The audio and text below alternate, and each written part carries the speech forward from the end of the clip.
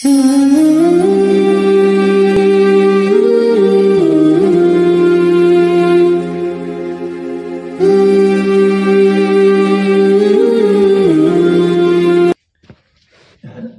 تعالی کا بے انتہا کرم احسان ہوا کہ اللہ تعالی نے ہمیں ایمان والے گھروں میں ایمان کے ساتھ پیدا کیا۔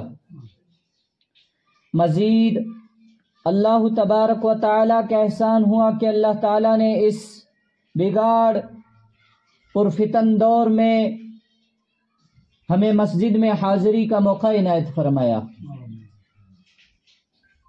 سامعین کرام، یہ دنیا فانی ہے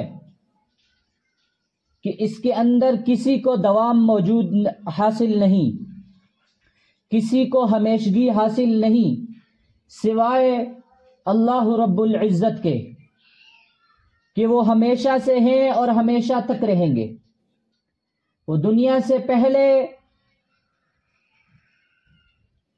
سے ہیں اور دنیا ختم ہو جائے گی، ہم سب ختم ہو جائیں گے اس دنیا سے، آخرت کی طرف کوچ کر لیں گے۔ آخرت میں جب حشر کا میدان ہوگا، بعض ہم میں سے جنتی ہوں گے، بعض جہنمی۔ اللہ تعالی ہمیں جنتیوں میں شمار فرمائے۔ تو اس کے بعد بھی جب تک قیامت کی زندگی ختم نہیں ہوتی، جبکہ وہ ختم ہونے والی نہیں ہے، اس سے بھی زیادہ آگے ہمیشہ تک اللہ تعالیٰ ہے، کہ صرف واحد ذات اللہ کی ہے جس کو ہمیشگی حاصل ہے۔ اب دنیا میں ہم انسان آئے تو اس کی وجہ جو بنی وہ کیا بنی؟ شیطان کا کبر، شیطان کا تکبر، شیطان کا گناہوں کے اوپر تکرار۔ کہ آپ دیکھیں کہ حضرت آدم علیہ السلام کو اللہ تعالیٰ نے فرشتوں کے ذریعے سے بنایا، اس میں روح پھونکی، فرشتوں سے فرمایا کہ تم سجدہ کرو آدم کو۔ تمام فرشتوں نے سجدہ کیا سوائے کس نے؟ شیطان نے۔ تو اللہ تعالی نے اس نافرمانی کے اوپر بھی فوراً اس کو نہیں پکڑا، پھر سے فرمایا پھر سجدہ کرو، پھر دوبارہ سب فرشتے سجدے میں چلے گئے، تو یہ پھر بھی نہیں گیا، اس نے نافرمانی کی۔ اور ہمیں دنیا میں بھیجا گیا صرف اسی امتحان کے لیے کہ تم میں سے کون میرا نافرمان ہے اور کون میرا فرما بردار۔ گویا کہ دنیا میں انسان کو بھیجا ہی گیا ہے کہ اس کی جانچ کی جائے کہ کتنا گناہوں میں پڑھ کر مجھ سے غافل ہو جاتا ہے، میری نافرمانیوں کے اوپر اتر آتا ہے۔ اس کے برعکس اللہ تعالی ہم سے نہ نیکی کے طالب ہیں نہ بدی کے، نہ اللہ تعالی کی شان میں ایک ذرہ برابر بھی اضافہ کر سکتی ہے۔ ہم پوری امت، پوری آدم علیہ السلام سے لے کر قیامت تک آخری جو انسان ہوگا اس تک بھی اگر کوئی ہم میں سے نیکی کر کے یہ سوچے کہ اللہ تعالی کی شان میں اضافہ ہوگا تو ایسا نہیں ہے۔ اگر ہم میں سے ہر ایک پوری انسانیت گناہ کرتی رہے تو اللہ تعالیٰ کی شان میں ایک ذرہ برابر بھی کمی نہیں آ سکتی۔ یہ صرف ہمارے امتحان کے لیے دنیا میں ہمیں بھیجا گیا، جانچ کے لیے۔ اب شیطان ہمیں وسوسوں میں پھنسا دیتا ہے، اپنے جالوں میں پھنسا دیتا ہے، گناہ کرواتا ہے، گناہ کرنے کے بعد ہمیں اس گناہ کے اوپر تکرار کرواتا ہے، بار بار گناہ کرواتا ہے۔ مگر اس سب کے باوجود اللہ تعالیٰ کی شان کتنی عظیم، بالا و برتر ہے کہ اللہ تعالیٰ پھر بھی انسان سے اس توبہ کے متعلق جو ہے منتظر رہتے ہیں کہ کب میرا بندہ توبہ کرے گا۔ اصل چیز کیا ہے؟ نیکی کرنا اصل چیز نہیں ہے، اصل چیز ہے کہ ہم اللہ تعالیٰ کے فرما برداری کتنی کرتے ہیں، اللہ تعالیٰ کے فرما بردار کتنے ہیں، یہ اصل چیز ہے۔ گناہ کرنا یہ انسان کا خاصہ ہے۔ اللہ کے نبی صلی اللہ علیہ وسلم نے فرمایا کہ تمام کے تمام انسان بنی آدم خطا کار ہیں، اور ان میں سے بہترین خطا کار کون ہیں؟ جو توبہ کرنے والے ہیں۔ کہ انسان کو دو چیزوں کے مرکب سے پیدا کیا گیا، یعنی انسان دو چیزوں کا مرکب ہے، ایک خطا غلطی گناہ، اور دوسرا نسیان، کہ خطا کرتا ہے، غلطی کرتا ہے، نماز چھوڑتا ہے، پھر آتا ہے، ڈر جاتا ہے، اللہ کے خوف و خشیت اس کے اوپر طاری ہو جاتی ہے، توبہ کرتا ہے، پھر اگلے پل بھول جاتا ہے کہ میں نے توبہ کی تھی، پھر سے گناہ کر جاتا ہے۔ مگر اللہ تعالی کتنے عظیم، کتنے رحیم، کتنے رحمان، کتنے غفور الرحیم ہیں، ستار العیوب ہیں، غفار الذنوب ہیں، معاف کرنے والے ہیں، کہ اللہ تعالی نے انسان کے اوپر جو ہے فرشتے مقرر کیے کرامن کاتبین، جو انسان کی غلطی کوتاہیوں کو، نیکیوں کو، اچھے اعمال کو لکھتے ہیں، نوٹ کرتے ہیں۔ ایک حدیث ہے، صحیح حدیث ہے،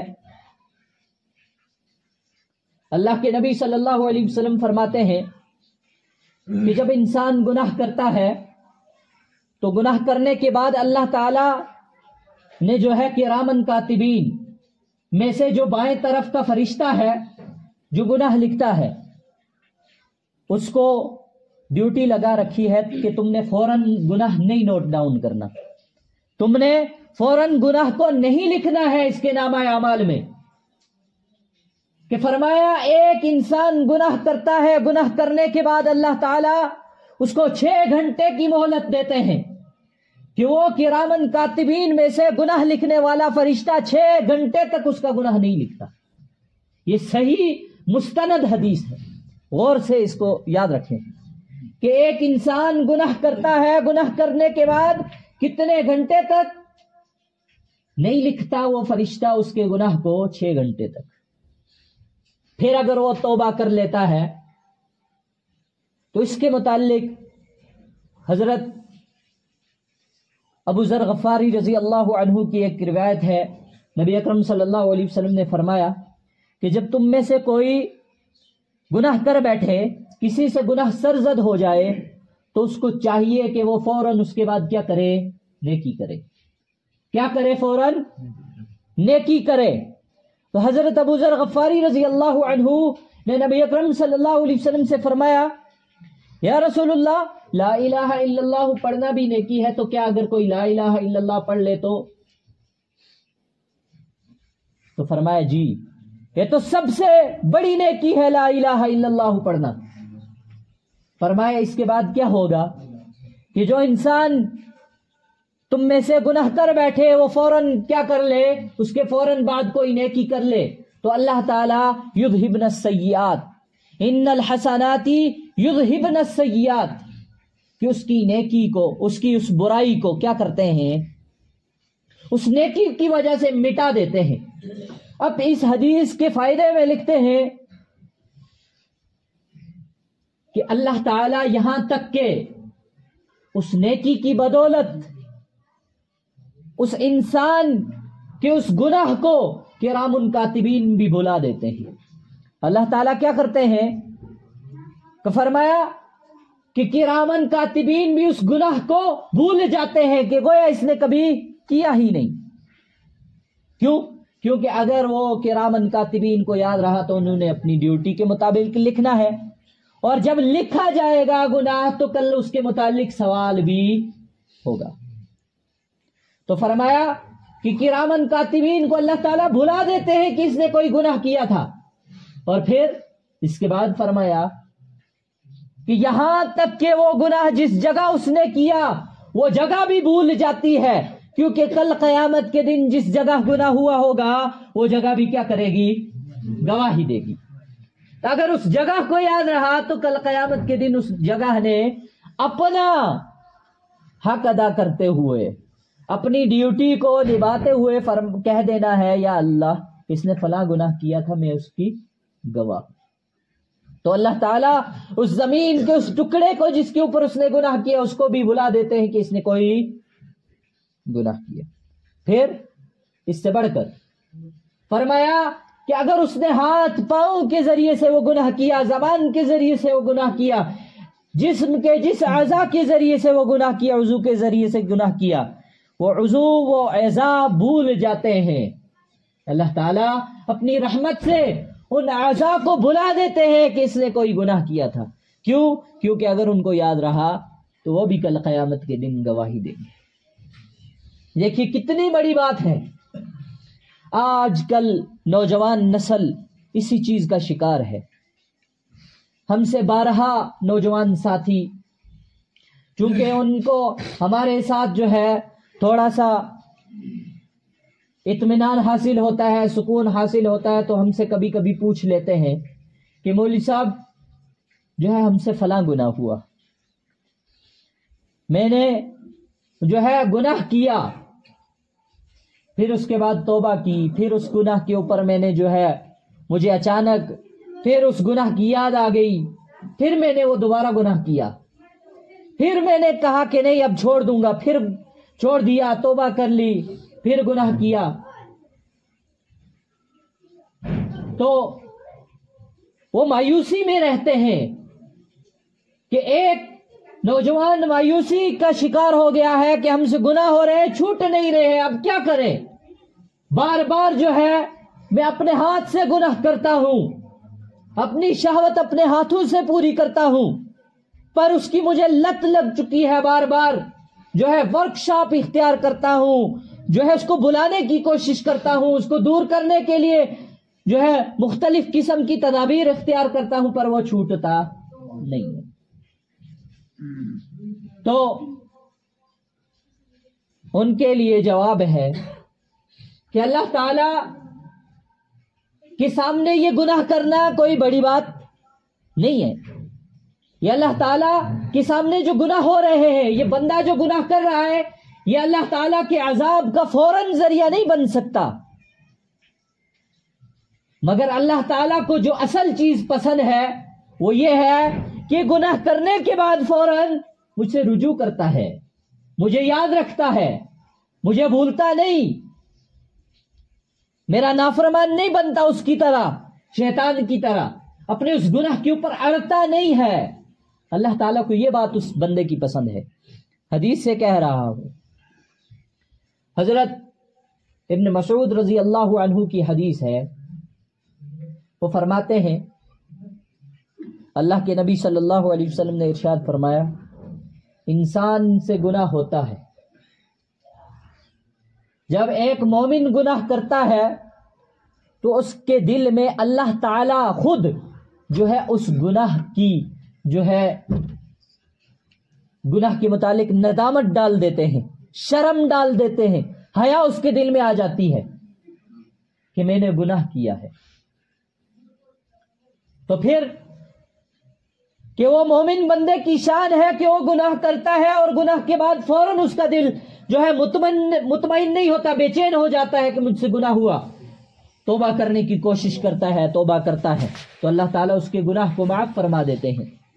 اور اس کے برعکس جو منافق ہوتا ہے، جو فاسق ہوتا ہے، فاجر ہوتا ہے، کہ اس کو کیا، اس کے متعلق کیا کہ وہ گناہ کرتا ہے، چھوٹا گناہ کرتا ہے تو چھوٹے گناہ کو چھوٹا سمجھتا ہے، بڑا گناہ کرتا ہے تو بڑا گناہ کے بعد وہ مایوس ہو جاتا ہے، مایوس ہو جاتا ہے کہ مجھ سے یہ گناہ چھوٹتا نہیں، تو اس سے اب کیا میں بار بار توبہ کروں، بار بار اللہ تعالیٰ ہو سکتا ہے مجھ سے ناراض ہو جائے۔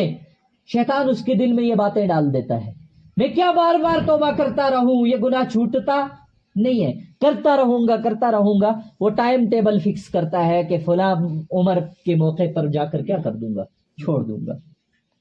پوری عمر رشوت کھاتا رہتا ہے، رشوت کا مال بٹورتا رہتا ہے، حرام کمائی جمع کرتا رہتا ہے، اور یہ کہتا ہے کہ آخری عمر میں حج کر لیں گے، سدھر جائیں گے. جب بچے اچھے سے جو ہے پراپرٹی کے مالک ہو جائیں گے، ان کو اچھا سا بینک اماؤنٹ بنا دیں گے، بیلنس بنا دیں گے، گھر بار بنا لیں گے، تو پھر اس کے بعد میں تو حج کرنے کے لیے نکل لوں گا. پیچھے سے بچے اپنا جو ہے ان کو تربیت کروں گا، وہ اس گناہ میں نہیں پھنسیں گے. فرمایا کہ اس کے دل میں یہ باتیں آتی ہیں اور وہ گناہ کرنے کے بعد توبہ نہیں کرتا، اور جب توبہ نہیں کرتا تو بار بار اس گناہ کرنے کی وجہ سے اس کا دل کیسا ہو جاتا ہے، سیاہ ہو جاتا ہے. پھر اس کو برائی نہیں محسوس ہوتی، نیکی کو وہ کمتر سمجھنے لگتا ہے، نیک لوگوں کے اوپر وہ آرگومنٹ کرنے لگ جاتا ہے، نیک لوگوں کے متعلق وہ جو ہے نقص آرائی کرنے لگ جاتا ہے.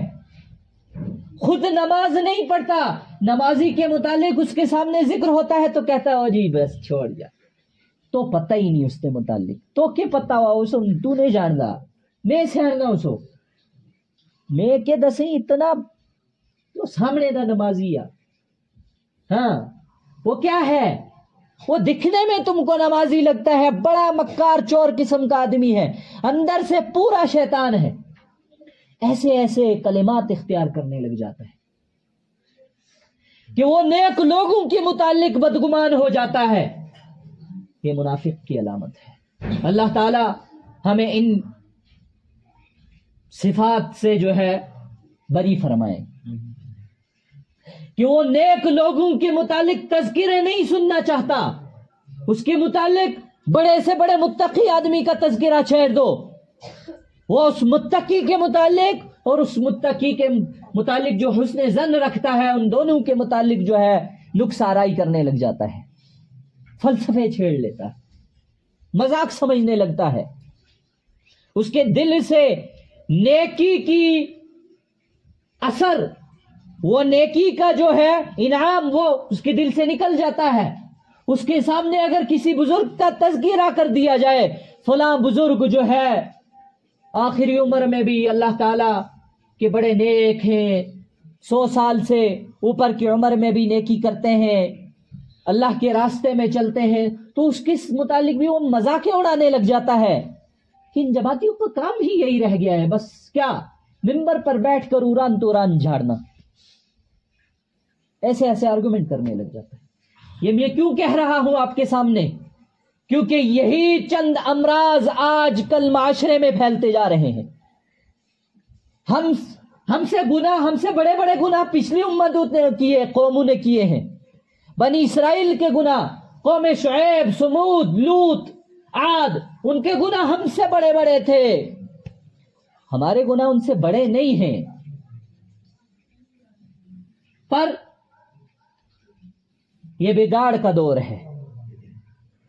فرمایا حدیث پاک میں آتا ہے کسی بھی چھوٹی سے چھوٹی نیکی کو، معمولی سی معمولی نیکی کو معمولی نہ سمجھو. دکھنے والی چھوٹی سی نیکی بہت بڑی ہے. تمہارا نماز پڑھنے کے متعلق ارادہ کرنا، یہ تمہارے نامہ اعمال میں اس نماز کو لکھ دے گا، لکھوا دیتا ہے. اور کسی نماز کے متعلق کہ کیا کرنا، یہ نیت رکھنا کہ نہیں نماز نہیں پڑھنی ہے، پھر اس کے بعد پتہ چلا کہ مسجد کے قریب پہنچ گئے، ساتھ میں مولوی صاحب تھے، ساتھ میں جو ہے بزرگ تھے، ساتھ میں کوئی دوست یار تھا جو نمازی ہے، اس کے ساتھ چلے بھی گئے، اندر جانے تک جو ہے نیت کیا تھی؟ صحیح نہیں تھی. پہلے سوچا مارکیٹ سے جاؤں گا دکان تک، فلاں مسجد کے چوراہے تک، وہاں سے واپس ہو لوں گا، میں اپنے جو ہے باغ کی دیوار پر بیٹھ جاؤں گا، باقی نماز پڑھ لیں گے. پھر دوست نے کہا چلو آگے چلتے ہیں، کہا جی مسجد کے دروازے تک اس کو چھوڑ کے آ جاؤں گا، خود واپس ہو لوں گا. پھر کہا کہ مسجد سے باہر وضو کرنے کے بہانے سے ٹھہر جاؤں گا، اگلا ساتھی وضو کر کے نکل آئے گا، میں کہہ لوں گا چلو جی گھر پڑھیں گے. پھر وضو کرنے کے بہانے اندر بھی آگے، پتہ چلا وضو خانہ خالی تھا، وضو بھی کر لیا، اندر آگے مسجد میں، تو کہا فوراً نماز پڑھوں گا. کیا کروں گا؟ فوراً نماز پڑھوں گا، سنت وغیرہ آگے میں نے کب پڑھے جو آج پڑھ لوں گا. ایک سنت سے ایک دن کی ایک ظہر کی نماز کی سنت اور نفل جوڑ کر پڑھنے سے میں کون سا ولی اللہ بن جاؤں گا؟ میں کون سا جو ہے امام مکہ بن جاؤں گا، امام کعبہ بن جاؤں گا؟ چھوڑو، نماز پڑھ لیتے ہیں. نماز جماعت کتنے ہی وقت کی ہوتی ہے؟ 5 منٹ. چلو امام صاحب کو کہہ دیتا ہوں مذاق میں سب تھوڑی شارٹ جی نماز پڑھا لے. پھر اس کے بعد کہا وہ نماز میں کھڑا ہو گیا، نماز پڑھ لی. فرمایا کہ یہ نیکی اس کی نیکی نہیں ہے، یہ زوال کا سبب بن جائے گا. کل قیامت کے دن ایک بندہ وہ ہوگا جس نے نماز پڑھی ہی نہیں ہوگی. اس سے فرمائیں گے کہ نماز نہیں پڑھی تو فرمائے گا یا اللہ، وہ کہے گا یا اللہ مجھ سے نماز چھوٹ گئی، غفلت میں آ گیا، فلاں عذر کرے گا. اللہ تعالیٰ اس کے عذر کو نکار دیں گے. جب اس کے سامنے دوسرے شخص کا تذکرہ ہوگا کہ اس سے بڑا تو بیمار تھا، اس سے بڑا کاروبار تھا تیرا، اس سے زیادہ بچے تھے تیرے، اس سے زیادہ سخت بیوی تھی تیری، وہ جب اس کے عذر سب ناکام ہو جائیں گے پھر اس کے بعد کوئی چیز بچے گی نہیں، بس ایک ہی چیز ہوگی، یا اللہ معاف کریں گے یا اللہ اس کو سزا دیں گے. بس ایک یہ شخص اور اس کے ساتھ والا وہ شخص ہوگا جس نے نماز پڑھی ہوگی. نماز پڑھنے کے بعد جو اللہ تعالیٰ کے سامنے بڑا ٹاٹ پھاٹ میں کھڑا ہو جائے گا کہ میں نے تو نماز پڑھی ہے، کیونکہ اس وقت اعلان ہوگا کہ فلاں دن کی ظہر نماز کن کن لوگوں نے نہیں پڑھی ہے، کن کن لوگوں نے پڑھی ہے. وہ علیحدہ ہو جائے، پڑھنے والے اس طرف، نہ پڑھنے والے اس طرف. وہ اس طرف کھڑا ہو جائے گا، ہاں مجھے یاد ہے میں نے تو پڑھی ہے. اب جب اللہ تعالیٰ کے سامنے کھڑا ہوگا، اپنی اس کی پیشی ہوگی، وہ فرمائے گا یا اللہ میں نے پڑھی ہے. تو اللہ تعالیٰ اس کے سامنے ایک ہی چیز ذکر کریں گے، ایک ہی سوال ہوگا اور ایک ہی جواب ہوگا. جس شخص کے لیے تو نے نماز پڑھی جا اس سے اس کا بدلہ لے لے. اب اس کے سامنے کیا؟ نہ بخشش، نہ سزا کی کوئی امید، سزا کو کوئی خوف، نہ جزا کی کوئی امید. بس جب یہ معاملہ پیش آ جائے گا تو اس وقت پتا چلے گا کہ میری ان صحیح نیت سے نماز نہ پڑھنا میرے لیے جو ہے زوال کا سبب بن گیا. یہ چیزیں ہیں جس کے متعلق ہمیں سوچ فکر کرنی ہے، جس کے متعلق ہمیں سوچنا ہے کہ ہم سے گناہ ہوئے، کتنے گناہ ہوئے، مجھ سے گناہ ہوئے، آپ سے گناہ ہوئے، آخر کتنے ہی گناہ ہیں. کیا ہمارے گناہ اتنے بڑے ہیں کہ اللہ تعالیٰ کی رحمت سے بڑے ہیں؟ نہیں. اللہ کے نبی صلی اللہ علیہ وسلم نے فرمایا جب تم سے کوئی گناہ ہو جائے تو تم ایک سوچ رکھو اپنے دماغ میں، یہ سوچ لیا کرو کہ جتنی تمہاری معصیت ہے اس سے بڑھ کر جس سے تم اس معصیت کے متعلق توبہ کر رہے ہو، اس سے بڑھ کر اس کے پاس رحمت ہے، یعنی اللہ تعالی. تو اس لیے ہر گناہ کو برا سمجھو، اگر گناہ ہو بھی جائے تب بھی اس کا برا سمجھو. یہ نہیں کہ آگے سے آرگومنٹ کرنا لگ جائے، کیا آگے سے اس گناہ کو چھپانے کے لیے دلیلیں پیش کرنے لگ جائے. نہیں، گناہ ہو گیا تو یا اللہ معاف کر دے. اگر کوئی تمہارے پاس پہنچ گیا کہ بھائی نماز نہیں پڑھی آپ نے، تو اس کے متعلق یہ نہیں کہہ دینا وہ جی چھوڑو جی نماز پڑھ کر تو سن کے تیر مار سٹے. پھر اس کے سامنے جو ہے فلاں شخص نمازی کا تذکرہ چھیڑ لینا، کسی فلاں اچھے 5 وقتہ نمازی کی غیبتیں کرنے لگ جانا آرگیومنٹ کے طور پر، دلیل کے طور پر کہ یہ میری بات کو چھپا دے اور یہ مجھے دوبارہ میرے پاس دعوت لے کر نہ آئے. ایسے اس کو ایک جماعت والا کسی کے پاس چلا گیا، تبلیغ والا، کہ بھائی آپ نے نماز نہیں پڑھی ہوگی، یا پڑھی بھی ہے تو گھر میں پڑھی ہے، چلو مسجد میں پڑھ لیتے ہیں. تو اس کے سامنے فوراً لوگ چھیڑ لیتے ہیں تذکرہ، ہاں جی فلاں جماعت والا نہ پچھلے پھرے قریب بچے چلا 4 مہینے لاتا ہے موڑ کا اس لیے تک اللہ معافی دے میں تو گناہگار سب تھی بڑا گناہ رہا، اگلے آلو پر ہو گیا. کس لیے؟ آرگومنٹ. یہی چیز شیطان کے پاس تھی، یہی چیز تو وہ ہے جو کل ہمیں اللہ تعالیٰ کی رحمت سے مایوس کر دے گی، اللہ تعالیٰ کی رحمت سے محروم کر دے گی. نماز نہیں پڑھی، اگر پڑھنے کا جو ہے دل میں وقت بھی نہیں ہے، سوچ بھی نہیں رکھتا ہے کہ اب کیا پڑھنا ہے، جی ظہر نکل گئی، مگر پھر بھی اپنے ندامت کے ساتھ اس فلاں شخص کی بات کو سن لے کہ ہاں وہ صحیح کہہ رہا ہے، اور توبہ کر لے تو فرمایا ایسے بندے اللہ تعالیٰ کو پسند ہیں۔ اللہ تعالیٰ ہمیں توبہ استغفار کرنے کی توفیق عطا فرمائے۔ اللہ تعالیٰ ہمیں جو ہے تائبون میں اٹھائیں۔ اللہ تعالیٰ ہمیں ہر برائی کے بعد توبہ کی توفیق عطا فرمائے۔ اللہ تعالیٰ ہمیں نیکی کا جو ہے بہت زیادہ بڑائی ہمارے دل میں موجود فرمائے۔ وآخر دعوانا الحمد للہ رب العالمین وما توفیقی الا باللہ۔ ہر آدمی اپنے دل میں نماز کے بعد توبہ کر لے۔ ہر نماز کے بعد ہمیں 3 مرتبہ استغفار پڑھ لینا چاہیے۔ حدیث ہے جو شخص 3 مرتبہ استغفار پڑھے تو اللہ تعالیٰ اس کے پچھلے تمام صغیرہ گناہ کو معاف فرما دیتے ہیں۔ اور جس طریقے کا گناہ ہو، اگر اعلانیہ گناہ کیا ہے تو اس کے متعلق اعلانیہ توبہ ہوگی۔